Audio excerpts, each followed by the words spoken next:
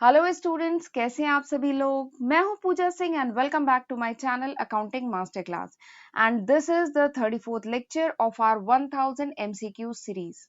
And आज के lecture में हम करने जा रहे हैं एमसीक्यू ऑन सब्जेक्ट इकोनॉमिक्स।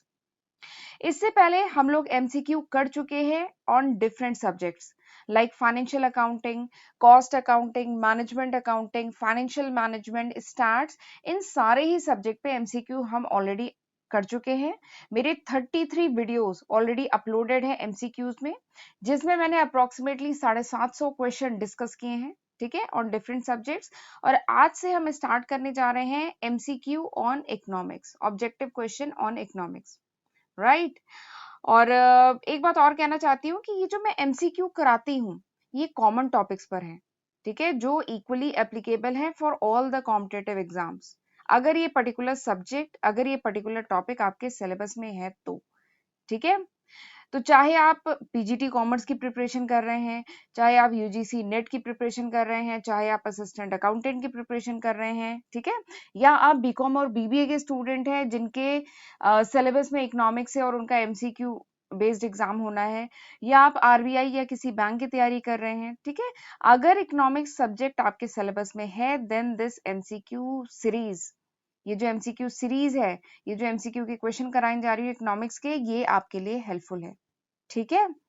अच्छा, और मेरे चैनल को तो जरूर सब्सक्राइब कर लीजिएगा अगर अभी तक नहीं किया है तो, और नोटिफिकेशन बेल भी प्रेस कर लीजिएगा so that you get the notification of all my upcoming videos, right.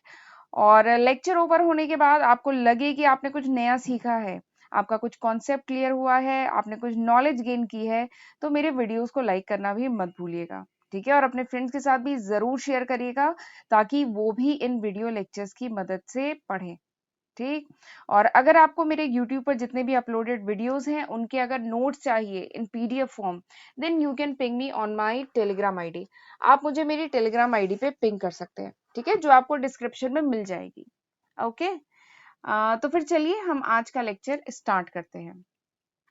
First question, सबसे पहला क्वेश्चन है the subject matter of economics. Question है the subject matter of economics is distributed into dash parts. जो economic का subject matter है, economics का जो subject matter है, इसको कितने पार्ट्स में डिस्ट्रीब्यूट किया गया। 2, 3, 4, 5, तो ये चार ऑप्शन आपको दिए गए हैं, ठीक है। वैसे यहाँ पे कुछ स्टूडेंट गलती कर देते हैं, वो जल्दी से देखेंगे कि सब्जेक्ट मैटर ऑफ इकोनॉमिक्स पूछा गया है तो उसको लिख देंगे दो parts, micro economics and macro economics, ठीक है। बट वहां यहाँ पे उसकी बात नहीं हो रही है। सब्जेक्ट मैटर मतलब क्या है, सब्जेक्ट मैटर है मतलब है concept and definition of economics. ये जो वर्ड है ना subject matter, subject matter of economics मतलब है कितने कॉन्सेप्ट दिए गए हैं इकोनॉमिक्स के, कितने मेन डिफिनीशंस दी गई हैं इकोनॉमिक्स की, उसकी बात हो रही है। तो बहुत सारे कॉन्सेप्ट डिफिनीशन दिए गए इकोनॉमिक्स में, ठीक है। एडम स्मिथ से लेके प्रोफेसर रॉबिन्स तक बहुत सारे फेमस इकोनॉमिस्ट थे जिन्होंने डिफरेंट कॉन्सेप्ट, डिफरेंट डिफिनीशंस दी इकोनॉमिक्स में। तो यहाँ पे उसकी बात की जा रही है कि मेन कौन से सब्जेक्ट मैटर हैं इकोनॉमिक्स में जिसमें जिनको डिस्ट्रीब्यूट किया गया, ठीक है, कितने पार्ट्स हैं, कितने सब्जेक्ट मैटर है इकोनॉमिक्स के। तो जितने भी कॉन्सेप्ट हैं, डिफिनीशन है, उनको जो कैटेगराइज किया गया उसमें जो तीन थे वो क्लासिकल कॉन्सेप्ट थे और एक मॉडर्न कॉन्सेप्ट है। ध्यान से एक बार फिर से सुनिएगा, जितनी भी डिफिनीशंस, जितने भी कॉन्सेप्ट दिए गए इकोनॉमिक्स के, इनको जब डिवाइड किया गया तो इसमें तीन क्लासिकल कॉन्सेप्ट हैं, जो मेन तीन क्लासिकल कॉन्सेप्ट हैं, और एक मॉडर्न कॉन्सेप्ट है, ठीक है। मॉडर्न इकोनॉमिस्ट ने दिया वो कॉन्सेप्ट, मॉडर्न कॉन्सेप्ट है, ठीक है। तो यानी टोटल कितने हैं, टोटल 4 कॉन्सेप्ट हैं। अगर सब्जेक्ट मैटर की बात करें तो देयर आर 4 सब्जेक्ट मैटर या डिफिनीशन या कॉन्सेप्ट ऑफ इकोनॉमिक्स, ठीक है। जो इकोनॉमिक्स है उसके 4 मेन सब्जेक्ट मैटर है, ठीक। So option C is the correct answer, ठीक है। बट इसके साथ जरा मैं ये भी आपको बता देती हूँ कि वो 4 कॉन्सेप्ट कौन से हैं, ठीक है, क्योंकि ताकि आपका वो भी कॉन्सेप्ट क्लियर रहे, क्योंकि कोई जरूरी नहीं है कि एग्जाम में यही क्वेश्चन आए, ठीक है। एग्जाम में अभी जो मैं 4 कॉन्सेप्ट आपको बताऊंगी, क्या पता एग्जाम में उसके बारे में पूछ लिया जाए, ठीक है। तो आपको या उनके नाम पूछ लिए जाए, ठीक है, तो आपको वो भी पता होना चाहिए। तो हमने ये तो समझ लिया, जो इकोनॉमिक्स है this is distributed into 4 parts. Economics जो सब्जेक्ट मैटर ऑफ इकोनॉमिक्स है इसको 4 पार्ट्स में डिस्ट्रीब्यूट किए गए हैं, जिसमें 3 क्लासिकल है और एक मॉडर्न है, ठीक है। बट ये कौन कौन से है जरा मैं शॉर्ट में जल्दी से बता देती हूँ। सबसे पहला जो कॉन्सेप्ट है that is wealth oriented concept. पहला जो कॉन्सेप्ट है वो है wealth oriented concept. This is the first concept, wealth oriented concept, and this concept is given by Adam Smith. ये जो कॉन्सेप्ट है किसने दिया है? एडम स्मिथ ने दिया है कॉन्सेप्ट. ठीक है, एडम स्मिथ का तो नाम सुना होगा. इकोनॉमिक्स की बुक शुरू होते ही सबसे फर्स्ट यूनिट में एडम स्मिथ के बारे में आपको मिल ही जाएगा. He is a famous chief economist of classical economics.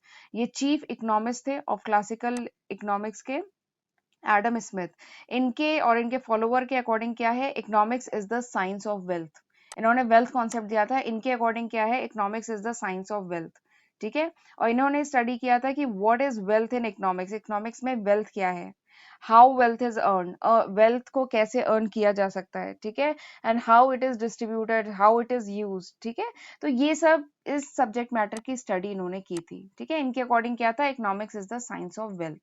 ठीक, फिर दूसरा कॉन्सेप्ट जो था इकोनॉमिक्स का, that was welfare oriented concept. Welfare, दूसरा कौन सा था? Welfare oriented concept. ठीक है, ये किसने दिया था? ये दिया था प्रोफेसर मार्शल ने.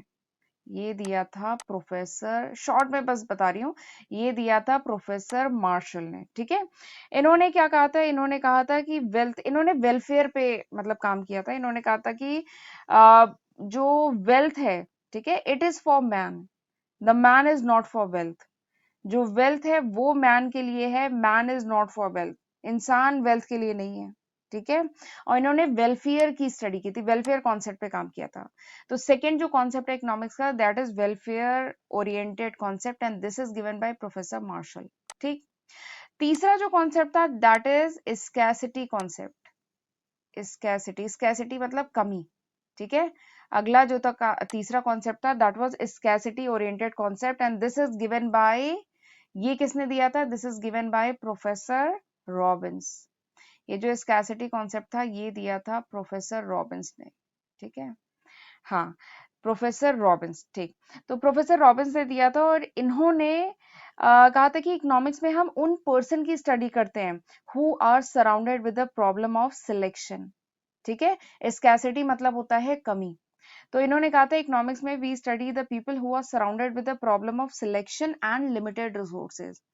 जो ये इकोनॉमिक इकोनॉमी है वहां पे क्या है? हमारी जो इकोनॉमी है वहां पे लिमिटेड रिसोर्सेज हैं, रिसोर्सेज की कमी है. ठीक है, सोर्सेज लिमिटेड हैं. तो जो पर्सन है उन्हें क्या करना पड़ता है? उन्हें सिलेक्शन करना पड़ता है. हमें सारी चीजें नहीं मिल सकती है, हमें वी नीड टू सिलेक्ट, हमें सिलेक्शन करना पड़ता है. तो there is a problem of selection. तो इन्होंने इसी की स्टडी की थी, स्कैसिटी की, प्रॉब्लम ऑफ सिलेक्शन की स्टडी की थी. ठीक है, क्योंकि रिसोर्सेज आर लिमिटेड. तो इनका जो कॉन्सेप्ट था, that was scarcity oriented concept.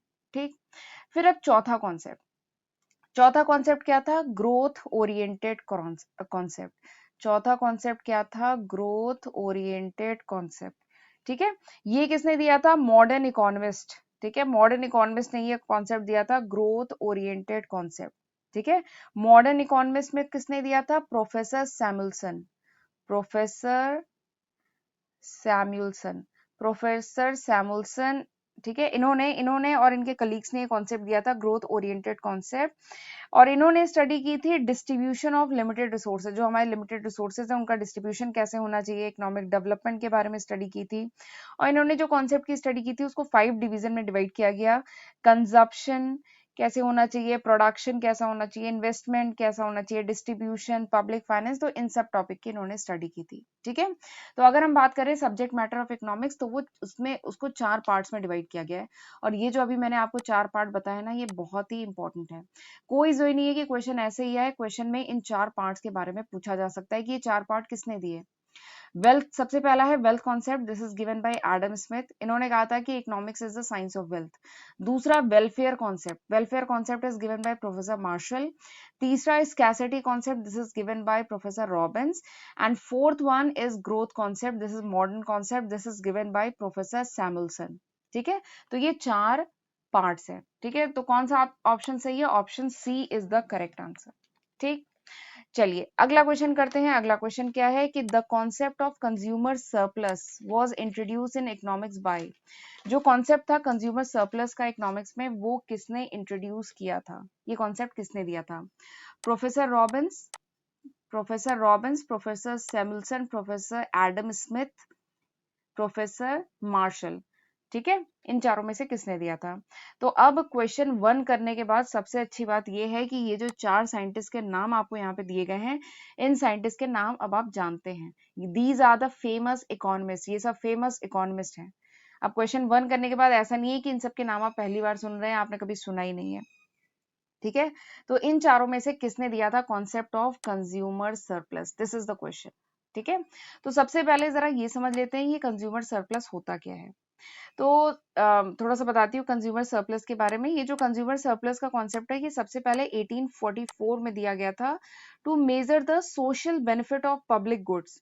ये जो पब्लिक गुड्स हैं उनका सोशल बेनिफिट, इसको मेजर करने के लिए कॉन्सेप्ट आया था कंज्यूमर सरप्लस का। पब्लिक गुड्स मतलब जैसे नेशनल हाईवे हो गया, कैनाल्स हो गए, ब्रिज हो गए, ठीक है, तो उसका सोशल बेनिफिट क्या है इसको मेजर करने के लिए कॉन्सेप्ट आया था कंज्यूमर सरप्लस। ठीक है, और कंज्यूमर सरप्लस बेस्ड है economic theory of marginal utility. आपने इकोनॉमिक्स में पढ़ा होगा मार्जिनल यूटिलिटी, वहीं पर मार्जिनल यूटिलिटी जो कॉन्सेप्ट आपने पढ़ा होगा वहीं पे ये टर्म आया होगा कंज्यूमर सरप्लस। तो कंज्यूमर सरप्लस जो है this is based on the economic theory of marginal utility. Marginal utility मतलब कि देखिए यूटिलिटी, ठीक है, एक मिनट में लिख लूं पहले यहाँ पे, मार्जिनल यूटिलिटी जब पढ़ा होगा वहां पे टर्म आया होगा। मार्जिनल यूटिलिटी मतलब होता है additional satisfaction consumer gains when one more unit of goods और सर्विसेज। जब एक और गुड या सर्विसेज कंज्यूमर कंज्यूम करता है तो कितना एडिशनल सेटिस्फैक्शन उसको होता है, that is called marginal utility. इसी को मार्जिनल यूटिलिटी कहते हैं। ठीक है, and this consumer surplus this is an important tool in the field of welfare economics. ये जो कंज्यूमर सरप्लस है ना, this is an important tool in the field of welfare economics. Welfare economics का एक इम्पॉर्टेंट टूल है consumer surplus. ठीक है, तो अब मेरे ख्याल से आप खुद ही आंसर कर सकते हैं कि कौन सा ऑप्शन सही होगा। वेलफेयर इकोनॉमिक्स का एक इम्पॉर्टेंट कॉन्सेप्ट है। तो अब जरा क्वेश्चन 1 में देख लीजिए वेलफेयर इकोनॉमिक्स किसने दिया था, ये जो कॉन्सेप्ट था ये किसने दिया था? तो आप देखेंगे प्रोफेसर मार्शल ने दिया था। क्वेश्चन 1 आपको समझ में आ गया है, तो आपको ये समझ में आ गया है कि वेलफेयर इकोनॉमिक्स का कॉन्सेप्ट किसने दिया था? प्रोफेसर मार्शल ने दिया था, यानी option D is the correct answer. ठीक, चलिए अगला क्वेश्चन करते हैं। If the price elasticity of demand is if price elasticity of demand is mod 0.5 then the commodity is। अगर price elasticity of demand अगर 0.5 है, मॉड 0, ये देखिए मॉड है, ठीक है, मॉड 0.5 मतलब एब्सोल्यूट वैल्यू। ठीक है, अगर प्राइस इलास्टिसिटी ऑफ डिमांड 0.5 है देन कमोडिटी आपकी लग्जरी है, नेसेसरी है, इंफीरियर है कि गिफन है, किस टाइप की कमोडिटी है ये पूछा गया है। ठीक है, तो जरा इस क्वेश्चन को करने से पहले थोड़ा सा मैं, वैसे मुझे पता है आपको आता होगा price elasticity of demand, but अगर आप काफी पहले पढ़े हैं और आपका कॉन्सेप्ट थोड़ा सा भूल गए हैं तो मैं एक बार रिवाइज करा देती हूँ। प्राइस इलास्टिसिटी ऑफ डिमांड होता क्या है, ठीक है, इसके बारे में मैं बताऊंगी तो आप खुद ही इसका आंसर कर लेंगे।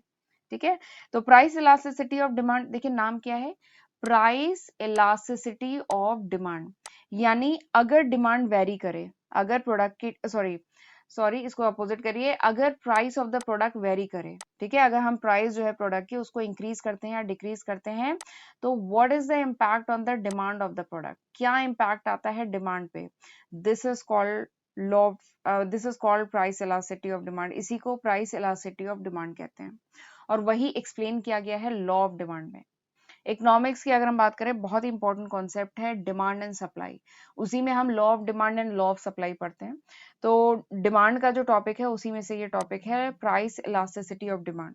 तो प्राइस इलास्टिसिटी ऑफ डिमांड कहता है कि change in the demand of the product, product की डिमांड में क्या चेंज आता है in relation to the change in its price. जब हम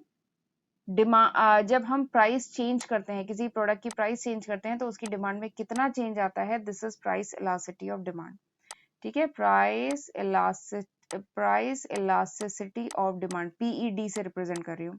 तो प्राइस इलास्टिसिटी ऑफ डिमांड का अगर मैं फॉर्मूले की बात करूँ तो फॉर्मूला क्या होगा, percentage change in quantity demanded divided bye, मैं शॉर्ट में लिख रही हूँ, अगर मैं प्राइस इलास्टिसिटी ऑफ डिमांड के फॉर्मूले की बात करूँ तो याद करिए क्या फॉर्मूला था, percentage change in quantity demanded divided by percentage change in price. ठीक है, जब आपने प्राइस में चेंज किया तो क्वांटिटी में कितना परसेंट चेंज आया, this is called price elasticity of demand.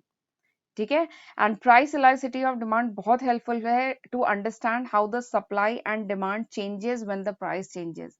ये जो प्राइस इलास्टिसिटी ऑफ डिमांड है बहुत ही हेल्पफुल है ये समझने में कि अगर हमने प्राइस चेंज की तो डिमांड कैसे चेंज होगी इसको समझने में। और इसी के बेसिस पे अगर हम बात करें तो हमारे गुड्स दो टाइप के होते हैं।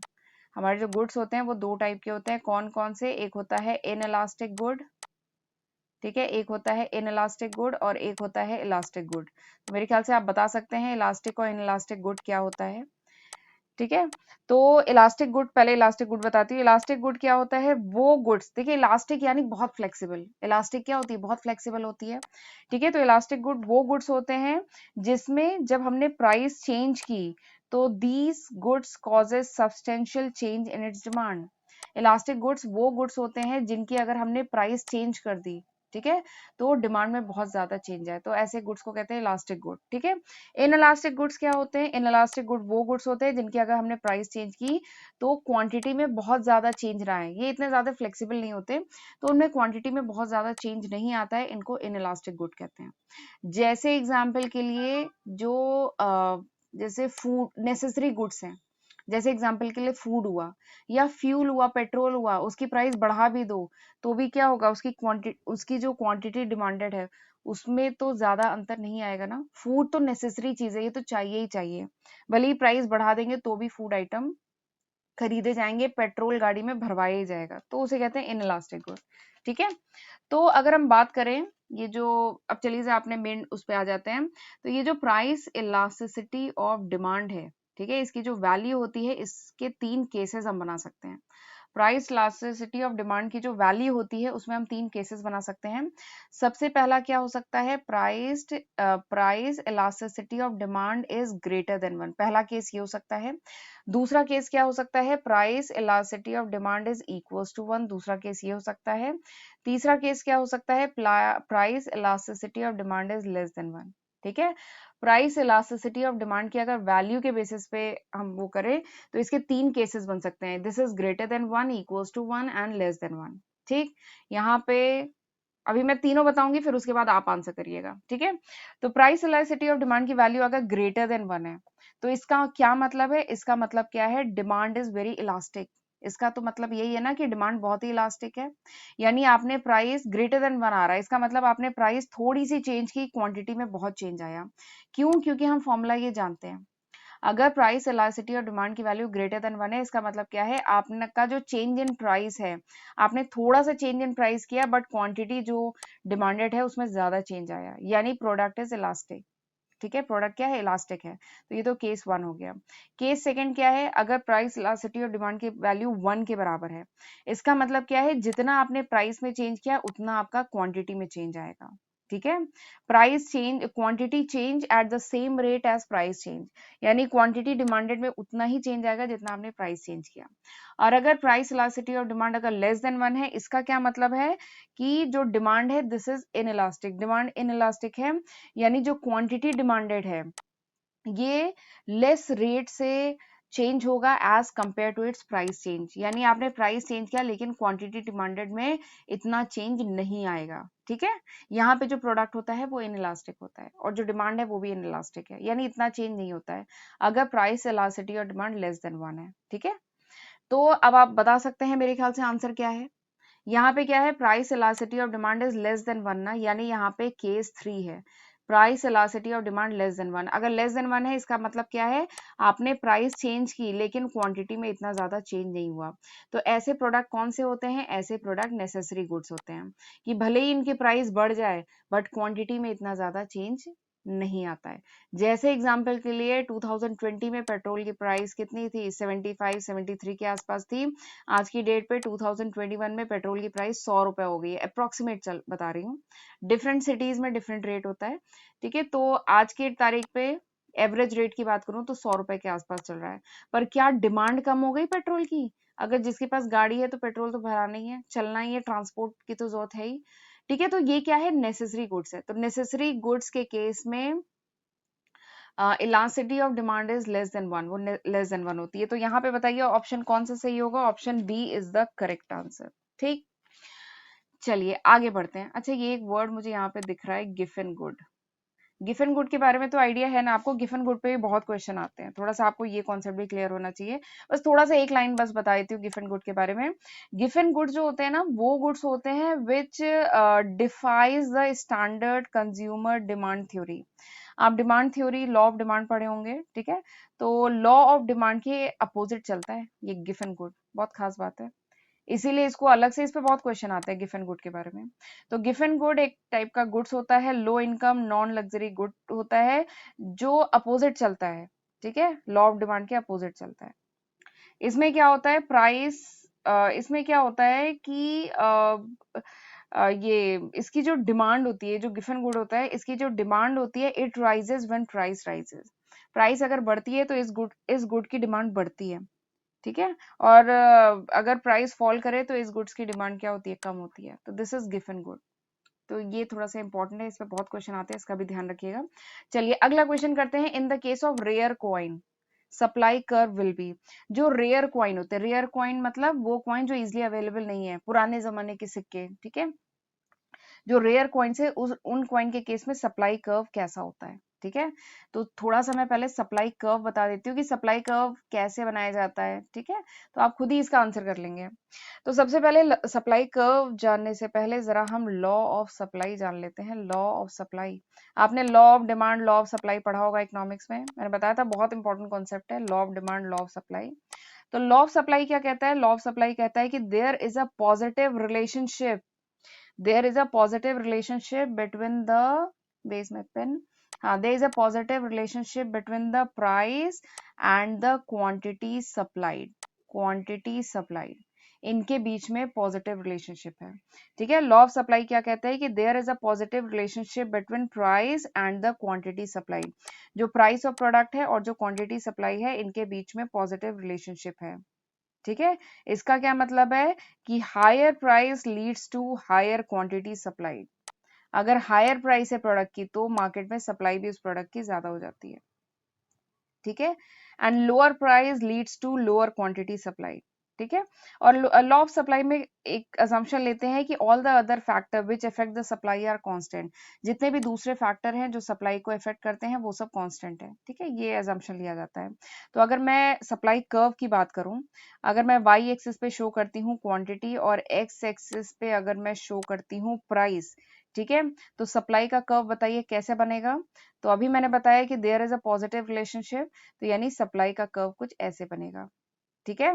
जैसे जैसे प्राइस बढ़ती जाएगी वैसे वैसे क्वांटिटी सप्लाइड बढ़ती जाएगी, तो सप्लाई कर्व कुछ ऐसा बनता है, ठीक है?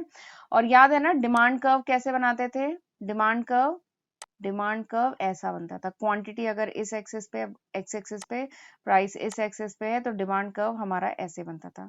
ये है सप्लाई कर्व, ये है डिमांड कर्व। डिमांड कर्व याद है ना, ऐसे बनता था, ठीक है? और एक और, अगर डिमांड और सप्लाई एक ही कर्व पे प्लॉट करें तो डिमांड कर्व हो गया ये, सप्लाई कर्व हो गया ये, और ये जिस पॉइंट पे इंटरसेक्ट करते हैं वही पॉइंट क्या होता है? Point of equilibrium. और वही पॉइंट क्या होता है? Price of the product. किसी भी प्रोडक्ट की जो प्राइस होती है वो डिमांड और सप्लाई के बेसिस पे ही डिसाइड होती है। तो this is the price of the product. ये तीनों ही कॉन्सेप्ट बड़े इंपॉर्टेंट है, ध्यान रखिएगा, ठीक है? अब चलिए अपने मेन मुद्दे पे आ जाते हैं कि रेयर कॉइन के केस में सप्लाई कर्व कैसा होता है। तो देखिए क्वेश्चन में ही आंसर छुपा हुआ है, क्वेश्चन में ही आंसर छुपा हुआ है। यहाँ पे बोला है रेयर कॉइन। रेयर मतलब वैसा कॉइन जो इजिली अवेलेबल नहीं है, वो अब लिमिटेड क्वांटिटी में अवेलेबल है, ठीक है? अब वो पुराने जमाने के कॉइन है ना, तो अब तो है ही नहीं वो कॉइन, अब तो इस टाइम के कॉइन मिलेंगे। तो यहाँ पे अगर हम क्वांटिटी प्लॉट करते हैं, यहाँ पे प्राइस प्लॉट करते हैं, तो बताइए रेयर कॉइन के केस में सप्लाई कर्व क्या होगा? हॉरिजॉन्टल होगा, वर्टिकल होगा, बैकवर्ड बेंडिंग होगा कि पॉजिटिवली स्लोप होगा? कैसा होगा? तो रेयर कॉइन के केस में सप्लाई इज कांस्टेंट, सप्लाई तो कांस्टेंट है ना, तो यानी कर्व जो इसका ग्राफ बनेगा वो कुछ ऐसा नहीं बनेगा। Quantity is fix. सपोज करिए एग्जांपल लेते हैं कि जो रेयर कॉइन है अब केवल वो 10 क्वांटिटी बचे हैं, ठीक है? रेयर कॉइन केवल 10 क्वांटिटी बचे हैं, न कम है ना ज्यादा है, केवल 10 क्वांटिटी बचे हैं। तो इसका ग्राफ तो ऐसे बनेगा ना, वर्टिकल, ठीक है?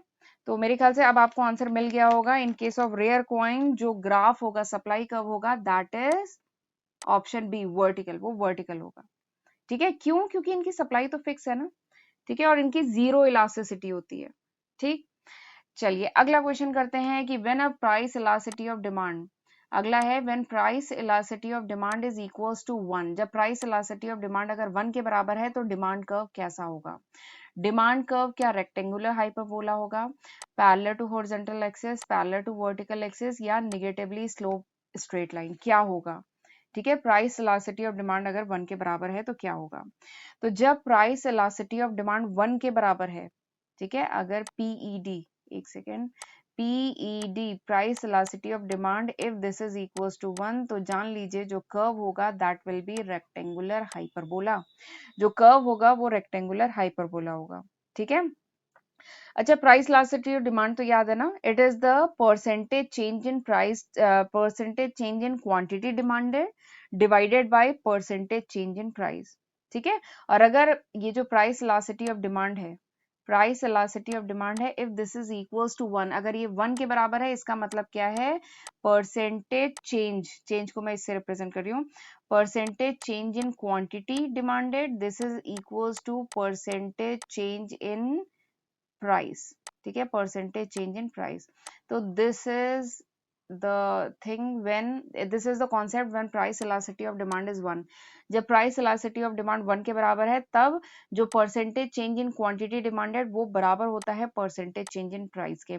इसका मतलब क्या है, जितना चेंज करेंगे प्राइस में उतना चेंज आएगा क्वांटिटी डिमांडेड में, और उस केस में जो ग्राफ बनता है, जो कर्व बनता है that is rectangular hyperbola.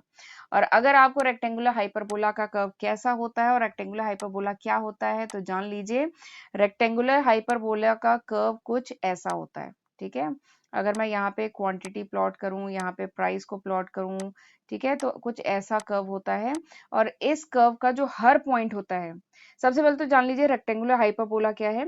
Rectangular hyperbola वो कर्व होता है जिसके अंडर में जितने भी रेक्टेंगुलर एरियाज बनते हैं दे आर इक्वल, इसीलिए इसका नाम है रेक्टेंगुलर हाइपरबोला। यानी वो कर्व जिस कर्व के अंडर में जितने भी, उस कर्व के हर पॉइंट के नीचे जितने भी ये रेक्टेंगल फॉर्म होते हैं ना, they all have equal area, इन सबका इक्वल एरिया होता है। ठीक है, चाहे पॉइंट बी पर कर्व ड्रॉ करिए, रेक्टेंगल ड्रॉ करिए, चाहे पॉइंट ए पर ड्रॉ करिए, इनका क्या होगा, area that would be equal, तो उसी को कहा जाता है रेक्टेंगुलर हाइपरबोला। ठीक है, तो अगर ईओडी, सॉरी, ये जो प्राइस इलास्टिसिटी ऑफ डिमांड है पीईडी, अगर पीईडी 1 के बराबर है इसका मतलब क्या है, at all the point of demand curve, यानी डिमांड कर्व का हर पॉइंट क्या होगा, रेक्टेंगुलर हाइपरबोला का कर्व बनेगा इस केस में। ठीक है, तो यहाँ पे कौन सा होगा, option A is the correct answer. ठीक, चलिए अगले क्वेश्चन पे चलते हैं, which one of the following is not a factor of production, इसमें से कौन सा फैक्टर ऑफ प्रोडक्शन नहीं है। ठीक है, तो सबसे पहले तो ये जान लीजिए फैक्टर ऑफ प्रोडक्शन होता क्या है। देखिए नाम क्या है, फैक्टर ऑफ प्रोडक्शन, यानी कौन कौन से फैक्टर्स हैं which help in the production, यही मतलब है फैक्टर ऑफ प्रोडक्शन, यानी कौन कौन से फैक्टर्स हैं जो प्रोडक्शन में हेल्प करते हैं। ठीक है, कौन कौन से रिसोर्सेज हैं जो पीपल यूज करते हैं to produce goods and services, जो लोग हैं गुड्स या सर्विसेज प्रोड्यूस करने के लिए किन किन रिसोर्सेज, किन किन फैक्टर्स को यूज करते हैं, इन्हीं को कहा जाता है factor of production. And factor of production are the basic building block of any economy, किसी भी इकोनॉमी के बेसिक बिल्डिंग ब्लॉक होते हैं। ठीक है, और इकोनॉमिस्ट ने डिवाइड किया है 4 फैक्टर ऑफ प्रोडक्शन, इन्होंने फैक्टर ऑफ प्रोडक्शन को 4 कैटेगरी में डिवाइड किया है। कौन कौन से, लैंड, लेबर, कैपिटल, और चौथा क्या है, एंटरप्रेन्योरशिप। ठीक है, तो there are 4 factor of production, जो इकोनॉमिस्ट हैं उन्होंने फैक्टर ऑफ प्रोडक्शन को 4 कैटेगरी में डिवाइड किया है, लैंड, लेबर, कैपिटल, एंटरप्रेन्योरशिप। ठीक है, तो अब मेरे ख्याल से आप बता सकते हैं, आंसर तो मैंने इधर ही लिख दिया है, बताइए कौन सा ऑप्शन सही होगा। Option D is the correct answer. कौन सा इसमें से फैक्टर ऑफ प्रोडक्शन नहीं है, लैंड है, लेबर है, कैपिटल है, और एंटरप्रेन्योरशिप है, बैंक लोन तो है ही नहीं। ठीक, तो ये नहीं रहेगा। ठीक है, अच्छा चलिए अगले क्वेश्चन पे चलते हैं। अच्छा अगले क्वेश्चन पे जाने से पहले जरा, अगर आप मेरे चैनल पे फर्स्ट टाइम आए हैं तो मैं अपने चैनल के बारे में भी थोड़ा सा बताना चाहती हूँ। मेरे चैनल पे आपको जो अकाउंट्स के, कॉमर्स स्ट्रीम के जो डिफरेंट सब्जेक्ट्स हैं, ठीक है, उनकी लेक्चर वीडियो सीरीज मिलती है सीक्वेंस में। तो ज़रूर का फ़ायदा उठाइए, खुद भी पढ़िए और अपने फ्रेंड्स के साथ भी इन लेक्चर वीडियो सीरीज़ को ज़रूर शेयर करिए। और एक बार मेरे चैनल पे प्लेलिस्ट में जाके ज़रूर चेक करिएगा। आप जिस भी टॉपिक को सर्च कर रहे हैं, होपफुली वो टॉपिक आपको मिल जाएगा। More than 250 lectures are uploaded on my channel. 250 से भी ज़्यादा लेक्चर वीडियोज़ मेरे चैनल पे आज की तारीख पे अपलोडेड हैं और आजकल मैं बहुत तेज़ी से ऑलमोस्ट हर दिन वीडियोज़ डाल रही हूँ। तो ज़रूर एक बार मेरे चैनल पे जाके प्लेलिस्ट चेक करिएगा, ठीक है? चलिए अगला क्वेश्चन करते हैं। अगला क्वेश्चन क्या है? Law of variable, question number 7। Question number 7 क्या है कि law of variable proportion was first developed by, जो लॉ ऑफ वेरिएबल प्रोपोर्शन है ये सबसे पहले किसने दिया था? ठीक है, तो जरा मैं इस क्वेश्चन को करने से पहले आपको लॉ ऑफ वेरिएबल प्रोपोर्शन के बारे में बता देती हूँ, ठीक है? अच्छा, मेरा पर्पस जो एमसीक्यू कराने का है वो केवल ये नहीं है कि मैं इस क्वेश्चन का सॉल्यूशन बता दूं। मैं सिंपली, चलिए मैं इसका आंसर बताती हूँ। सिंपली इसका आंसर है ऑप्शन बी। इसका मैं ऑप्शन बी बताऊं और आगे बढ़ जाऊं तो फिर क्या होगा कि आपको एग्जाम के लिए या इस क्वेश्चन का सॉल्यूशन रटना पड़ेगा अगर मैं सीधे आंसर बता दूंगी तो। बट मेरा पर्पस ये नहीं है। अगर मैं ये बता के चलूंगी कि लॉ ऑफ वेरिएबल प्रोपोर्शन क्या है, उसका पूरा कॉन्सेप्ट बता के, उसका ग्राफ अभी मैं बताऊंगी, उसका ग्राफ बताऊंगी, सारी चीजें बता के और फिर किसने दिया है कॉन्सेप्ट, ये पूरी बातें बता के आगे बढ़ूंगी ना, तब मेरे ख्याल से आप ज्यादा अच्छे से इस चीज को लर्न कर पाएंगे, इस चीज को हमेशा के लिए अपने दिमाग में बैठा पाएंगे। तो ये एमसीक्यू कराने का पर्पस मेरा केवल इसका सॉल्यूशन बताना नहीं है, मतलब केवल कौन सा ऑप्शन सही है वो बताना नहीं है, पूरा ये कॉन्सेप्ट बताना मेरा पर्पस है, ठीक है? इसीलिए मेरे वीडियोस थोड़े से लेंथी हो जाते हैं। मेरे चैनल पे हर वीडियो आधे घंटे का होता ही है, ठीक है? एक वीडियो तो 1 घंटे का भी हो गया था। तो इसलिए इसी बहाने चलिए आपकी तैयारी हो जाती है। अगर आपने सपोज करिए इकोनॉमिक्स में अभी तक नहीं पढ़ा, आप डायरेक्टली एमसीक्यू कर रहे हैं, तो भी आपके थोड़ा थोड़ा काम लायक तो आपकी पढ़ाई हो ही जाएगी। अगर आप क्वेश्चन अभी तक इकोनॉमिक्स नहीं आपने उठाया दोबारा और आप डायरेक्टली मेरे एमसीक्यू करने आ गए हैं, तो भी आप कर लेंगे, क्योंकि मैं यहाँ पे कॉन्सेप्ट भी बता रही हूँ, ठीक है? तो law of variable proportion, law of variable proportion सबसे पहले किसने दिया था? ठीक है, तो ये जो लॉ ऑफ वेरिएबल प्रोपोर्शन है ना, ये एक बहुत ही इंपॉर्टेंट कॉन्सेप्ट है इकोनॉमिक्स में। इकोनॉमिक्स के अगर मैं इंपॉर्टेंट कॉन्सेप्ट्स की बात करूं तो ये लॉ ऑफ वेरिएबल प्रोपोर्शन एक बहुत इंपॉर्टेंट कॉन्सेप्ट है, ये पूछा ही जाता है, ठीक है? तो लॉ ऑफ वेरिएबल प्रोपोर्शन क्या कहता है? ये कहता है कि quantity of a factor is increase. ये लॉ ऑफ वेरिएबल प्रोपोर्शन ये कहता है, इसका ग्राफ बना के समझाती हूँ। लॉ ऑफ वेरिएबल प्रोपोर्शन ये कहता है कि if the quantity of a factor is increase, अगर जो भी फैक्टर ऑफ प्रोडक्शन है उसमें से अगर किसी एक फैक्टर ऑफ प्रोडक्शन को अगर हम इंक्रीज करते हैं while keeping other factor constant, बाकी फैक्टर्स को कांस्टेंट रखे अगर किसी एक फैक्टर को हम इंक्रीज करते हैं, तो जो टोटल प्रोडक्ट है, अगर मैं वाई एक्सिस पे टोटल प्रोडक्ट को प्लॉट करूं, ठीक है, और एक्स एक्सिस पे मैं फैक्टर ऑफ प्रोडक्शन को प्लॉट करूं, ये जो एक्स एक्सिस है इस पे मैंने फैक्टर ऑफ प्रोडक्शन को प्लॉट किया, वाई एक्सिस पे टोटल प्रोडक्शन को प्लॉट किया, ठीक है? तो लॉ ऑफ वेरिएबल प्रोपोर्शन क्या कहता है कि अगर हम किसी एक फैक्टर ऑफ प्रोडक्शन को इंक्रीज करें कीपिंग अदर फैक्टर कांस्टेंट, तो क्या होता है, टोटल प्रोडक्ट जो है पहले इंक्रीज करता है एट एन इंक्रीजिंग रेट, ठीक है, फिर इंक्रीज करता है at a decreasing rate, and उसके बाद जो है इट स्टार्टेड फॉलिंग, उसके बाद ये फॉल करने लगता है, ठीक है? समझ में आया? एक मिनट रुकिए, फिर इसको इसी के बेसिस पे 3 रीजन में डिवाइड करते हैं, इस कर्व को हम इसी के बेसिस पे 3 रीजन में डिवाइड किया जाता है, ठीक है? तो लॉ ऑफ, एक बार फिर से रिपीट करिए, ध्यान से समझिएगा, अब कर्व के साथ समझिएगा। तो लॉ ऑफ वेरिएबल प्रोपोर्शन में ये कहा गया कि if the factor of production is increase keeping other factor constant, किसी एक फैक्टर ऑफ प्रोडक्शन को अगर इंक्रीज किया जाए दूसरे फैक्टर्स को कांस्टेंट करके, तो सबसे पहले क्या होता है, सबसे पहले जो टोटल प्रोडक्ट है, टीपी क्या है, टोटल प्रोडक्ट, टोटल प्रोडक्ट जो है पहले राइज करेगा एट एन इंक्रीमेंटल रेट, उसके बाद राइज करेगा एट अ डिक्रीमेंटल रेट, और उसके बाद क्या होगा, lastly total product begin to fall, उसके बाद वो फॉल करने लगेगा, ठीक है?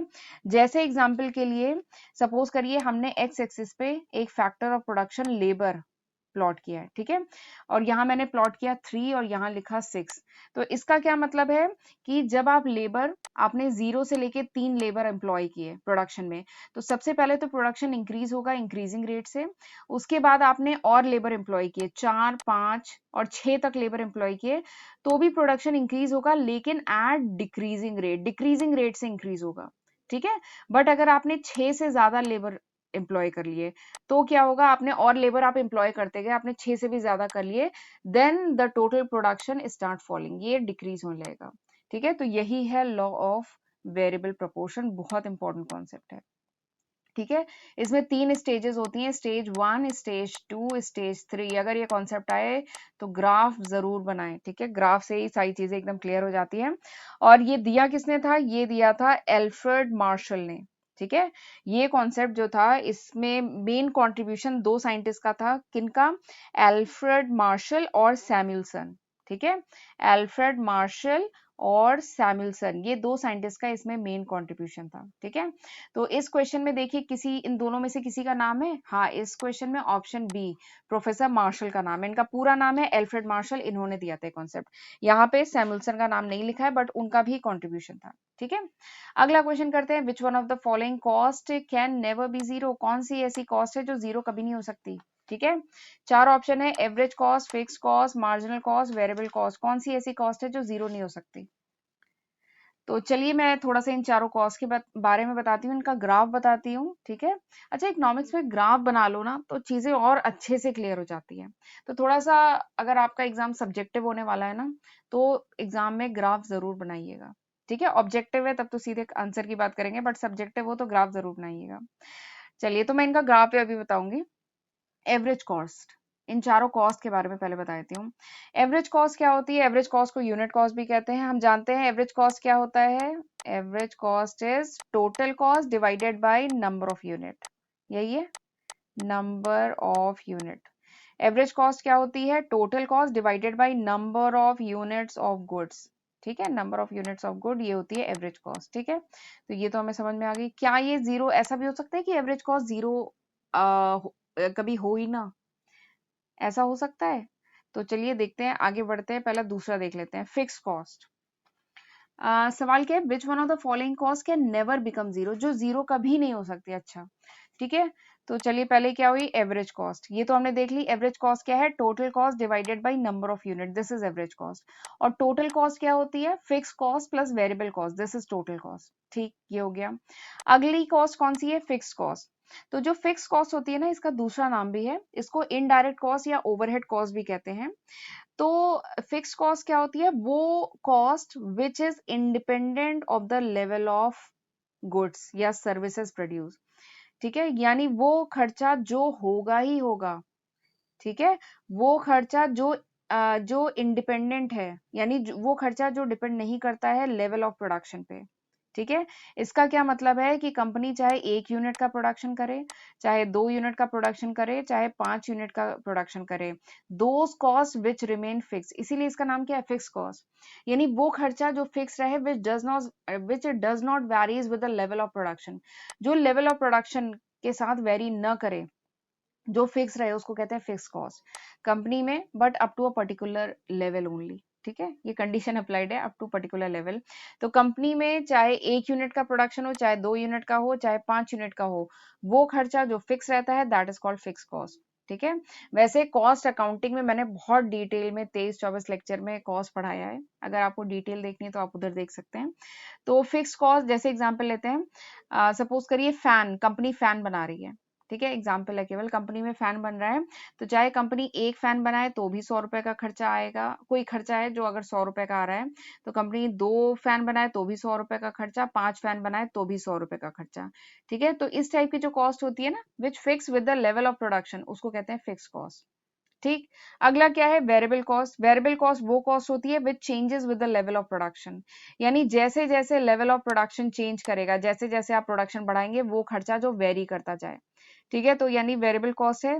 तो शायद अगर इसी फैन की बात करें, तो पहले फैन बनाने में 100 रुपए का, 1 फैन बनाने में 100 रुपए का खर्चा आ रहा था, 2 फैन बनाने में 120 रुपए का खर्चा आ रहा, 3 फैन बनाने में उससे ज्यादा, 5 फैन बनाने में शायद 200 रुपए का खर्चा आ रहा है। तो ये क्या है, those cost which varies with the level of production, वो खर्चा जो प्रोडक्शन के साथ वेरी करे, उसे कहते हैं वेरिएबल कॉस्ट।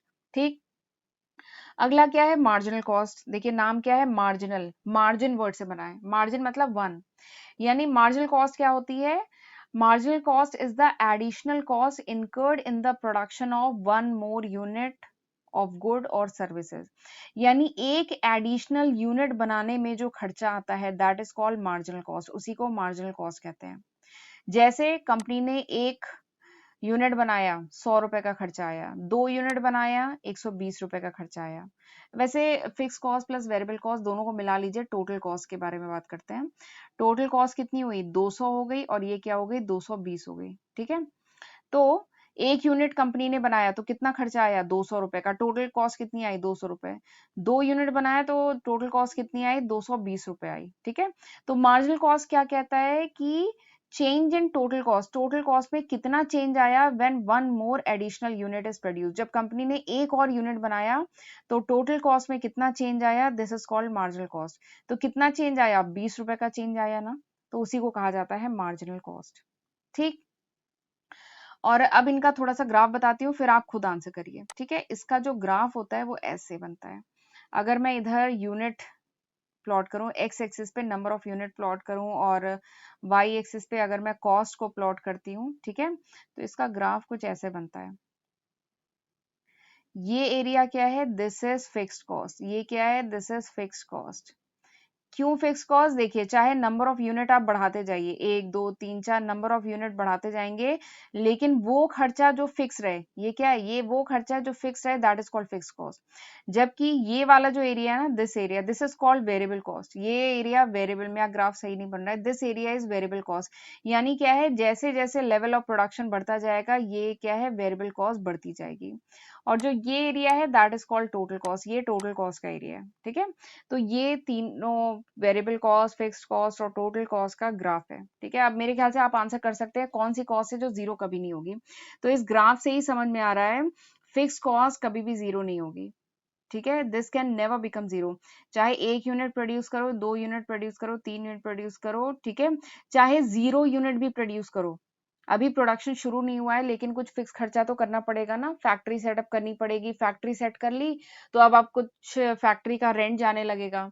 ठीक है, फैक्ट्री का इंश्योरेंस का प्रीमियम जाने लगेगा, इलेक्ट्रिसिटी का बिल जाने लगेगा। ठीक है, चाहे अभी प्रोडक्शन शुरू हुआ है चाहे नहीं शुरू हुआ है, फिक्स खर्चे तो होने शुरू हो जाएंगे ना। तो fix cost can never become zero, ये जीरो नहीं हो सकती। जबकि वेरिएबल कॉस्ट क्या होती है, जीरो से ही स्टार्ट होती है। ठीक है, अगर अभी प्रोडक्शन शुरू नहीं किया है तो कोई मटेरियल का खर्चा नहीं है, कोई लेबर अभी एम्प्लॉयड नहीं किए हैं तो उसका खर्चा नहीं होगा। तो फिक्स कॉस्ट क्या है, फिक्स कॉस्ट वो कॉस्ट है which can never become zero, वो जीरो नहीं होगी। ठीक, चलिए अगला क्वेश्चन करते हैं। अगला क्वेश्चन क्या है, all the factor of production become variable in, जितने भी फैक्टर ऑफ प्रोडक्शन हमने पढ़े थे, land, labour, capital, entrepreneurship, they become variable in short run, long run, very short run, very long run. तो जान लीजिए जितने भी फैक्टर ऑफ प्रोडक्शन है वो वेरिएबल हो जाते हैं, यानी वो वेरी करते हैं in long run. Long run में सारे फैक्टर ऑफ प्रोडक्शन जो होते हैं वेरिएबल हो जाते हैं। ठीक है, तो long run, even long run की डिफिनीशन ही यही है। लॉन्ग रन क्या है, लॉन्ग रन वो पीरियड ऑफ टाइम है in which all the factor of production and cost are variable. Long run वो टाइम पीरियड है जिसमें जितने ही फैक्टर ऑफ प्रोडक्शन है एंड जितनी भी कॉस्ट है वो वेरिएबल हो जाती है। इन क्यों, क्योंकि लॉन्ग रन में जो फर्म है they are able to adjust all cost, क्योंकि लॉन्ग रन में जो फर्म है वो अपनी कॉस्ट को एडजस्ट करने के लिए समय मिल जाता है। जबकि शॉर्ट रन में क्या होता है, शॉर्ट रन में जो फर्म होती है केवल अपनी प्राइस को इन्फ्लुएंस कर सकती है, प्राइस चेंज कर सकती है, लेकिन लॉन्ग रन में जो फर्म है वो अपनी कॉस्ट को चेंज कर सकती है, कॉस्ट को एडजस्ट कर सकती है। ठीक है, लॉन्ग रन में क्या होता है, firm can search for the new technology, new production technology. Long run में जो फर्म है वो नई प्रोडक्शन टेक्नोलॉजी को सर्च कर सकती है।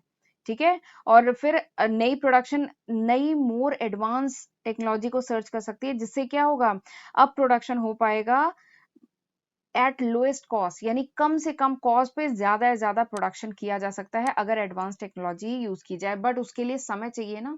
तो ये सारे काम क्या होते हैं, लॉन्ग रन में होते हैं। जबकि शॉर्ट रन क्या है, this is a period of time in which quantity of at least one variable is fix.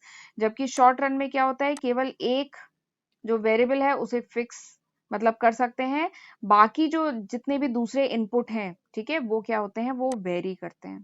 ठीक है, जबकि लॉन्ग रन में क्या होता है, जितने भी फैक्टर ऑफ प्रोडक्शन होते हैं सब वेरी करते हैं। ठीक है। और एक चीज और है कि there is a no fix time that can be marked as long run या शॉर्ट रन। आप ऐसा कुछ नहीं कह सकते कि 3 महीने या 6 महीने का लॉन्ग रन होता है या 1 हफ्ते या 1 महीने का शॉर्ट रन होता है। तो you can not fix the time. आप टाइम नहीं फिक्स कर सकते लॉन्ग रन या शॉर्ट रन का कैलेंडर पे। ठीक है, it varies from industry to industry, हर इंडस्ट्री का अलग अलग होता है कॉन्सेप्ट। लॉन्ग रन और शॉर्ट रन का जो कॉन्सेप्ट है हर इंडस्ट्री के लिए अलग है।